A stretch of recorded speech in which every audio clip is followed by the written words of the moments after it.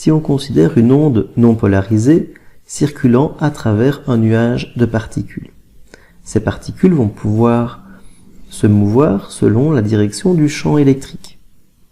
Si on considère un observateur perpendiculaire à la direction de propagation de cette lumière non polarisée, cet observateur pourra voir les émissions électromagnétiques de ces particules en mouvement, puisque les particules chargées en mouvement émettent des ondes électromagnétiques dans toutes les directions, excepté la direction d'oscillation.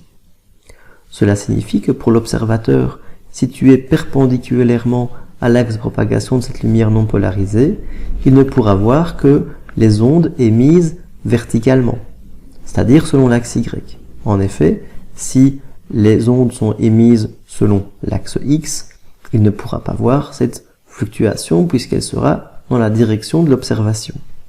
D'autre part, il ne peut pas y avoir de composante selon l'axe Z.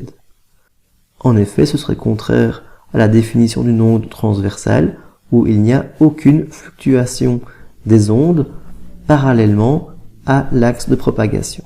Cette diffusion porte le nom de diffusion de Mie. Elle concerne les photons diffusés par des particules de taille similaire ou supérieure à la longueur d'onde. Par exemple, la lumière visible, on va dire approximativement 500 nanomètres de longueur d'onde, peuvent être diffusées par les nuages de gouttelettes d'eau qui ont une taille d'environ 5 micromètres.